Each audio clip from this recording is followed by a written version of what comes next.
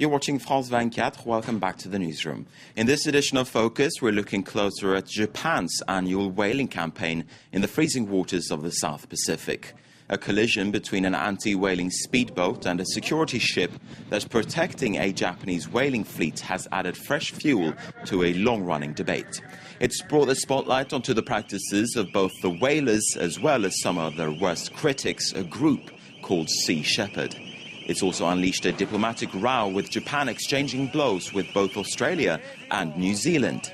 And in the latest move, anti-whaling activists are suing the crew of the Japanese security ship, accusing them of piracy in a Dutch court. Every year, Japanese ships go hunting, referring to a section in a global whaling moratorium that allows whaling for scientific purposes. The critics say it's just a cover for commercial whaling, and activists from Sea Shepherd go to great lengths to put an end to it. Once upon a time in Antarctica, two boats at war over whales. One to save them, the other to hunt them. Two boats one moment, and then there was one. In this footage provided by Sea Shepherd, an anti-whaling activist organization, the Japanese whaling ship Shonan Maru is seen charging on the activists' catamaran. On board the speedboat were 6 crew members, filmed moments before the crash. No lives were lost, but death came close. Only days before, France24 caught up with the Sea Shepherd crew while refilling in Hobart, Tasmania. Aboard the mothership, the Steve Irwin, preparations for the next leg of the campaign are fully underway. A crew of about 40 volunteers is busy preparing the ship. Everything needs to be done before the 6 o'clock scheduled departure. In this happy chaos, we find Captain Paul Watson in his office, working on a poetry book. Crashing blind through the storm winds, cursing and cruising mad through the ice, we search for the slime of humankind, the scum of a decent world. By scum of the decent world, understand Japanese whalers. Every year, Paul Watson and his crew search for Japanese ships scouring the Antarctic Sea for whales to hunt.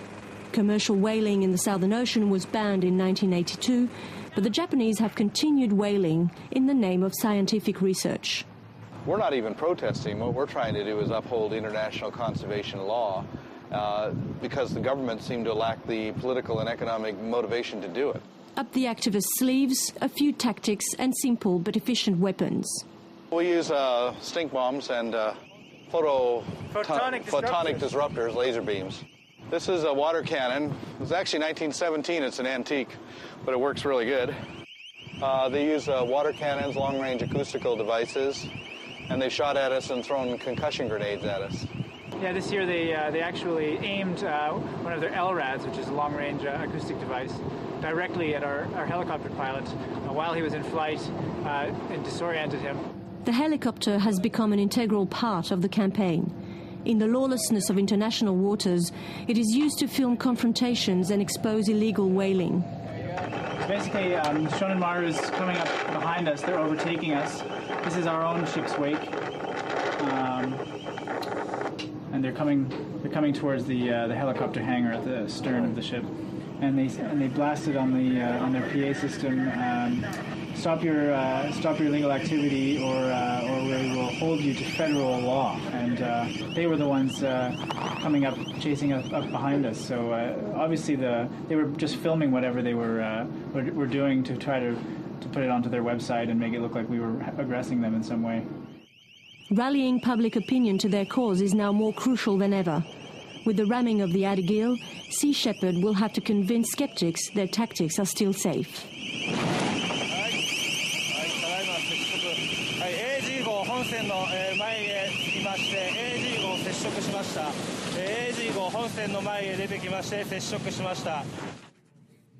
Now, this is a very sensitive topic indeed, and the accusations are flying when it comes to who's to blame for the collision between the speedboat and the Japanese security ship. The Japanese Institute for Cetacean Research, which is the institute that runs Japan's annual whaling campaign, denies any culpability on the part of its crew.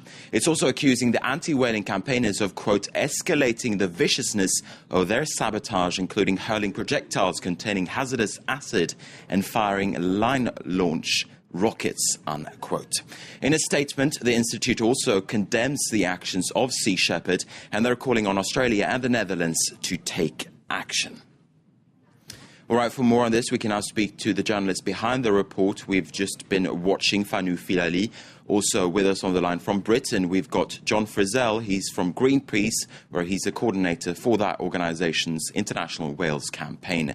France24 in Sydney, if we start with you. Now, this has turned into a little bit of a diplomatic row, as I said before, between Australia on the one hand and Japan on the other. Talk us through the latest developments. Well, look, I think the Sea Shepherd organisation would like it to become a diplomatic incident. Because the ramming of the Ady Gil, the speedboat, took place, according to the activists, in Australian waters, they want Australia to come and perform an arrest on the Japanese crew aboard the Shonan Maru. And they threatened to do it. The organisers, the activists, have threatened to perform the arrest themselves if Australia wasn't willing to do so. So there is a promise of even more radical actions to be taken in the near future if nothing takes place. Now tell us briefly, Fanu, why are the anti-whaling campaigners filing a lawsuit in a Dutch court? Well, they're filing a lawsuit in the Dutch court because one of their boats is registered there, so that gives them legal ground for that action. And they in their very own style, this is a sign of how they want to do things by themselves, in a sense. They feel that they have been let down by governments, and especially the Australian governments. Back in 2007, when the current government was elected, they promised that they would take Japan to court over illegal whaling in Antarctica.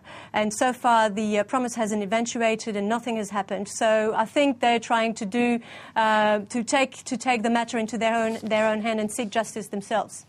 All right, let's turn to John Frizzell now, who's on the line from Britain. He represents Greenpeace. Let me first ask you, Mr. Frizzell, what do you think of the methods used by Sea Shepherd?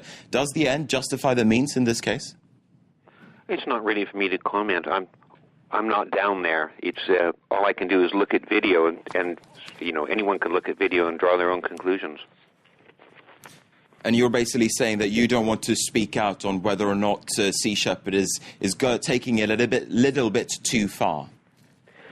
It's not for me to comment on another organization's tactics or methods, but what I can tell you is that the Japanese shouldn't be down there. This so-called scientific research they're doing is complete and utter nonsense. They're claiming that they're doing it for the International Whaling Commission, but the Whaling Commission has never asked for this research to be done. They say that they don't need the data that it produces, and they've repeatedly asked the Japanese to call it off. After they've been doing this, the Japanese have been doing this research for over 20 years, and after 18 years there was a full review of it. That review found the program had not reached a single one of its objectives, and the conclusion was unanimous, including all the Japanese scientists. But let me interrupt you there. Sorry, in the interest of balance, I mean, it's believed that there are hundreds of thousands of whales, minke whales in particular, in the Southern Ocean. Japan kills around 1,000 of them each year. Is it really making that big of a dent in the whale population? The purpose of this so-called scientific whaling is to reestablish commercial whaling. It's the thin edge of the wedge. What they want to do is go back to the commercial whaling in the Antarctic, which has depleted every population of whales there. The only population left that hasn't been depleted is the minkies, because it's the smallest of the whales. And it is the only population of great whales that's something like its natural abundance.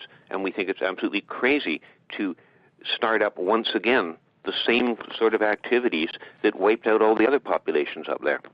All right, John Frizzell from Greenpeace, thanks very much for speaking to us here at France24. Thank you also to France24, who was reporting there from Sydney. And with that, we're going to wrap up Focus for now. Do stay with us.